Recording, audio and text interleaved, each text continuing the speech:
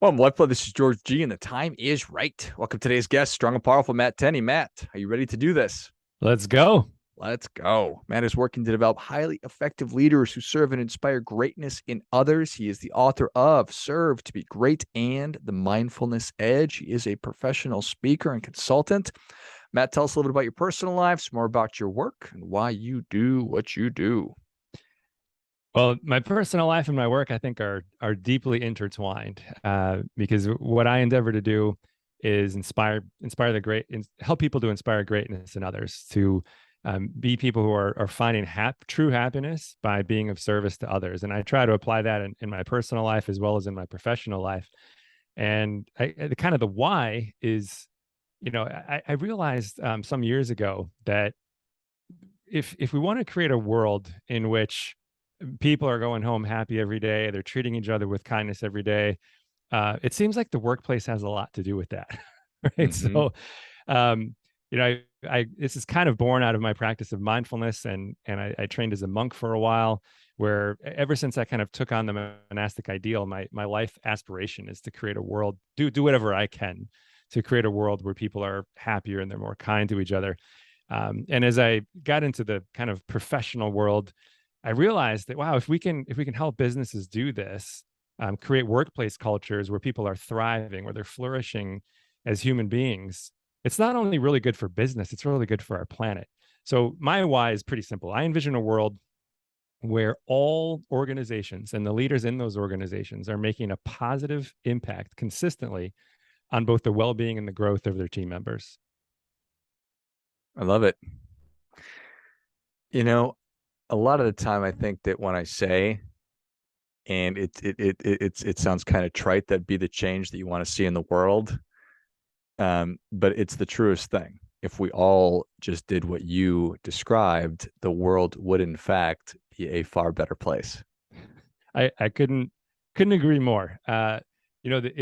It's one thing, as I get invited to speak at conferences quite often as a keynote speaker, and it's one thing to get up and say something on a stage, and remind people of the importance of helping people to be great, helping them to be happy, great human beings who do great work and are thriving.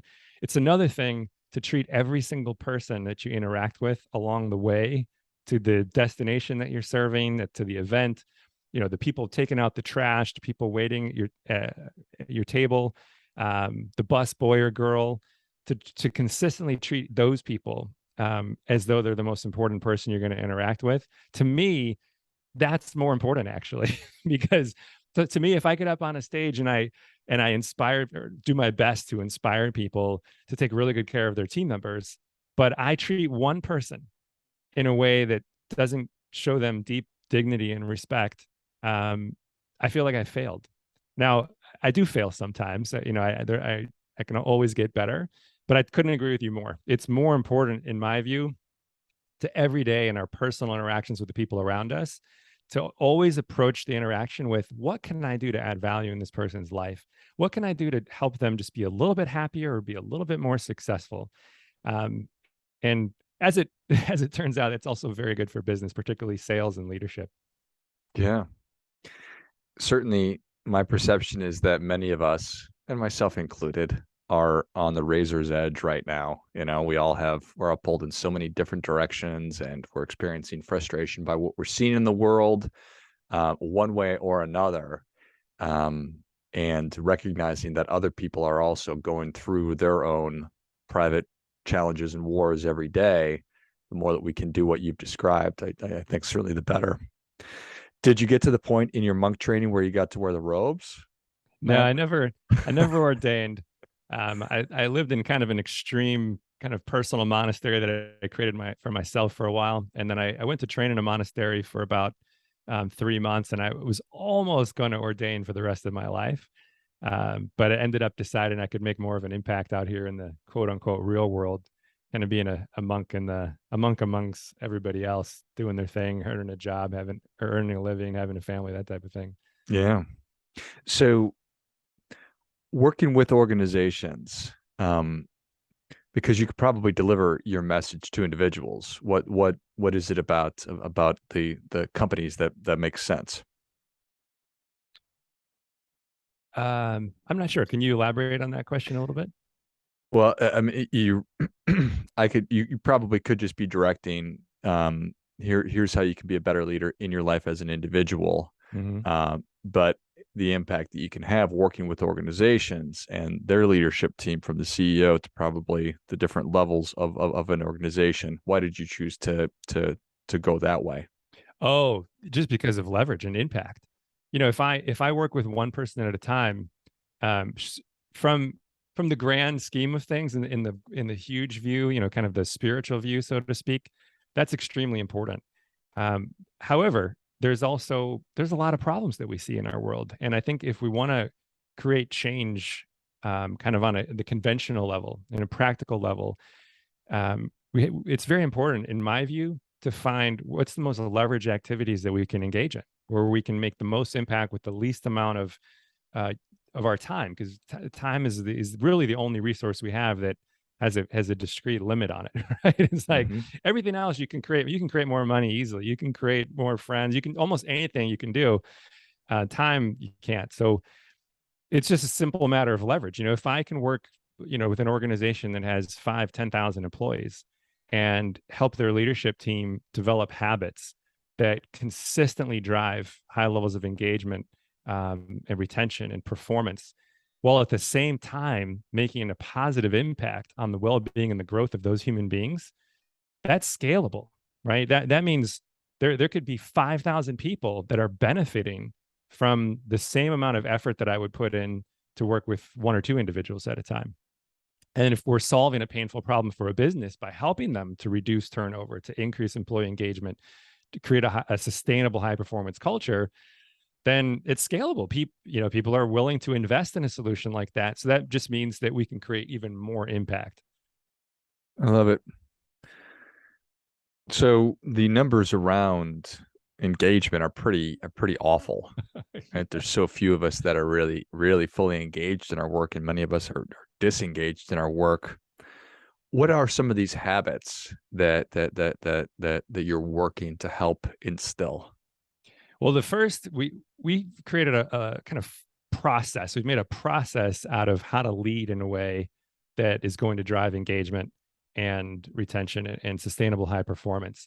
And it's simple. It's 4 steps. And the first step in this process is that we often forget what our job is as a leader. And I'm this is regardless of necessarily whether you have a leadership title officially. But if you have a leadership title officially, we forget that our job is not to execute on tasks anymore. We are no longer individual contributors. Our primary role, if we take on a leadership position, is to inspire greatness in our teams. It's that simple. Now, I say that and we would say, well, duh, everybody knows that, right? Well, I don't know. I think a lot of people, when they get promoted as junior people, they get promoted because they're really good at their jobs, right? And they get into a leadership role and they think, well, this is how I'm going to lead. I'm just going to be really good at my job. If people don't do their jobs well, I'll just jump in and help them. They don't know, or they haven't been trained to realize that no, you don't have to do that anymore. You may have individual contributor tasks still on your to-do list, but your primary job is to build a team of individuals who can be great by themselves and to work great as a team. It's a synergistic effect. If you build this team that works together and does great things, that's how you're successful as a leader. So if we understand that, and everybody gets this, right? It's not rocket science, but we do forget. So either junior people may not know. Those of us who are in senior leadership positions, we often forget, right? Because as you said, we're all on the razor's edge. We've got tons of pressure to hit goals, hit numbers, and we're kind of wired to think that executing on tasks is the way out. And I'm not saying that executing on tasks isn't important, but what I often suggest to people is, look, just rewrite your job description as this first step. Your primary job, whatever's in your current job description as a leader, just print that up and write additional responsibilities at the top of it. All right. Your real job as a leader is simply this. My job is to inspire greatness in my team by serving as a coach who helps people to be happy, great human beings who do great work. And if you start with that fundamental principle, it's kind of like the engineers, I think, call it like first principles approach to things. If you start with this, if we agree on this first principle, then a process naturally flows from that. Well, how do you inspire greatness in people? Is that some lofty thing that only a natural born leader can do? No, there's a process to it. What's the first thing you would do if you know that your job is to inspire greatness in people? Well, you find out, what do people need to be great? What do they need to thrive? Right? And what's getting in their way? So those are the first two steps, right? Is remind yourself what your job is. And that flows naturally into how do we figure out what people need to thrive and what's getting in their way. There's good news on that front. We've got decades of research telling us exactly what people need. There are 14 universal needs that you don't have to go reinvent the wheel. These are things that we know people need, and they're strongly correlated with engagement and retention. Simple things like, do people have the tools to do their job? Do they have clear performance expectations? Do they feel appreciated? The most important one, by far, and Gallup's research demonstrates this clearly, they've written about it in many places, the strongest predictor of engagement and retention is, does the supervisor truly care about the team member, about that individual contributor? When the leader truly cares, that is the fundamental approach to all of this. What a crazy disconnect that is, right? If Gallup's number one thing is the person, your supervisor, your manager, does this person care about me? And that we forget, because it's superhuman, that my job as a supervisor is to help this person have a great experience and have a great life. Absolutely. And it's not that there's anything wrong with us. No. We've just been conditioned our whole lives to think that winning, hitting numbers, achieving goals is the most important thing. And we're continually under pressure to do those things, right? And so it's very easy to forget. I mean, I've heard well-intentioned, good leaders say things like, I have to take time away from my job to coach my team members. And I just think, no, coaching team members is your job if you're a leader. And these are people who do care. It's just, that's how powerful this conditioning is. We subconsciously believe that our job is to execute things on our to-do list and hit numbers. And if that's what we believe, that's going to reflect in our behaviors and our habits. So I think that's why that's the first step, is we've got to undo that conditioning, continually remind ourselves our primary job as leaders is to inspire greatness in our teams by serving as a coach. Then once you start identifying these universal needs, now you have to do is just figure out, well, how well are you meeting these needs? Get regular feedback from team members on, do you feel appreciated? Do you feel like I care about you? And this is where surveys can be very helpful, right? Where you get some type of anonymous feedback from team members on how well you're doing as a leader. The problem is the way most surveys are done actually do more harm than good, because we tend to do these really large annual surveys, and you get all these things that you think you have to work on, and then it takes a long time to figure out a plan for, well, how are we going to address all these issues? It takes a long time to gather all the data and then come up with that plan. So there's this time gap where people are thinking, why did you waste my time with this big survey if you're not going to do anything about it? So what we recommend is you do very short surveys, just asking about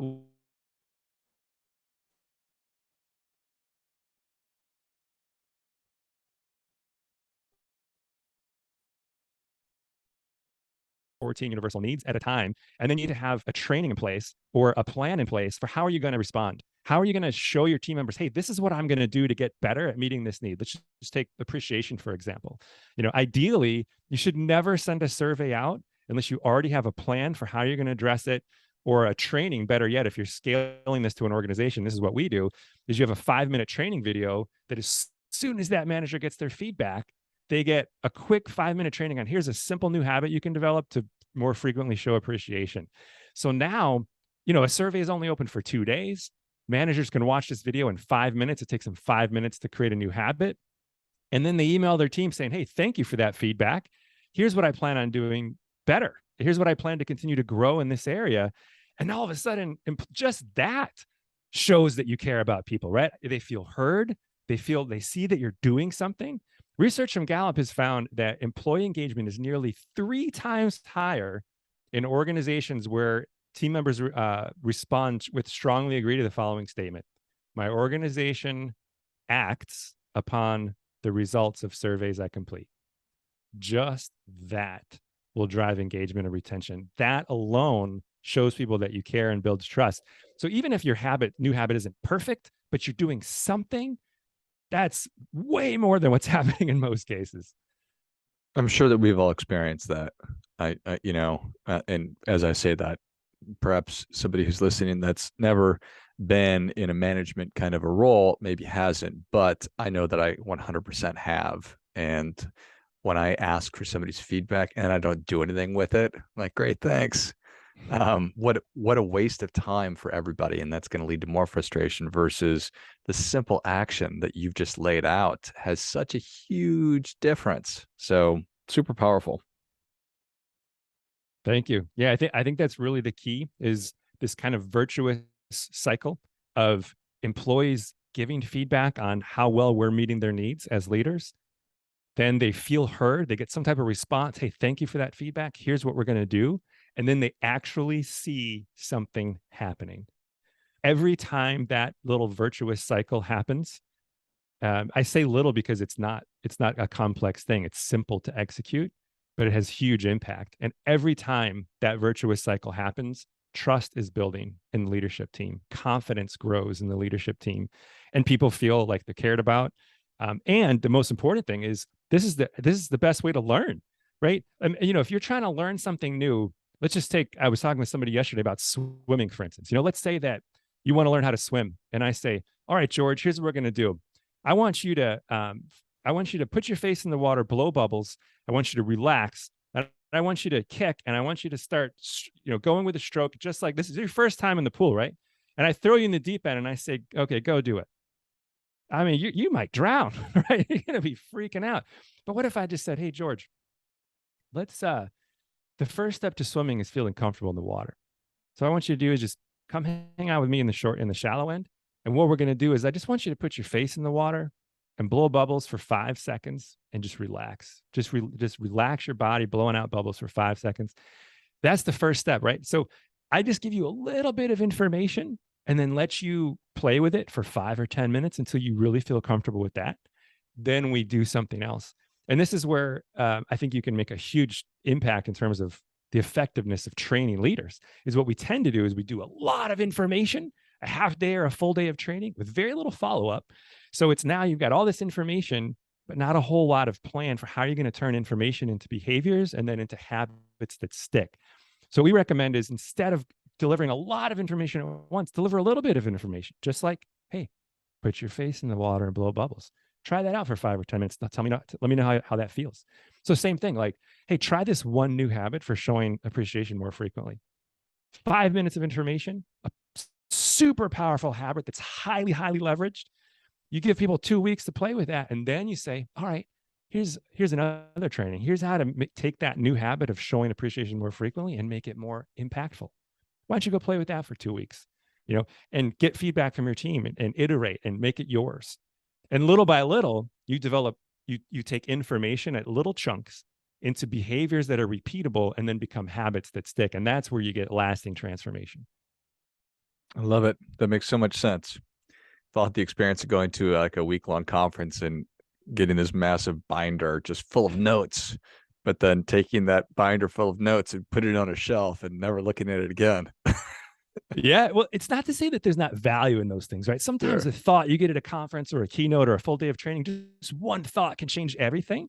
The problem is, because we're all so busy, if we don't have a really structured way of taking that information and turning it into behaviors and then into habits, turning them into habits that stick, there's not as much value. So I think that's the key. If you are going to do a big, keynote or a full day of training, which there can be lots of value there, also think about, what's your follow-up plan? How are you going to take that information? And I'm not talking about you as the listener necessarily, although you could certainly do that. I'm talking about the people who are putting on the training. Like, if you're going to invest in a full day of training, if you're going to hire someone to come in and do leadership training for a half day or a full day, we'll say, what's our plan for, every couple of weeks, following up with this, giving them little bits of reminders to turn this information into behaviors and then into habits that stick. Got to make it real, Matt. Matt, thank you so much for coming on. Where can people learn more about you? And for companies that are interested, or individuals who are interested, how can they engage? Oh, easy. I mean, I'm pretty Googleable. MattTenney.com is the website. If you're a listener who is in an organization that likes the process that I laid out, we'll actually help you set that up internally for free. So we've built a system that has all of the surveys, all of the training videos already recorded, and we'll give you all the questions we ask. We'll give you the outlines of all of our videos so you can build this in-house. If you want to do that, I think we could probably put a link in the show notes for that, but it's matttenney.com/engagement and retention and help. So just matttenney.com, engagement and retention help. And there's a free training there that kind of goes over the process, and then an opportunity to get on a call, and we'll help you figure out how to set it up internally in your own organization. Love it. If you enjoyed this as much as I did, show Matt your appreciation and share today's show with a friend who also appreciates good ideas. Go to matttenney.com, MATTENNEY.com, and check out the great resources. We will link, put a link in the notes of the show for what Matt just described, so it's easy to find. And take advantage of the great resources in the offer. Thanks again, Matt. Thank you, George. It was a pleasure. And until next time, remember, do your part by doing your best.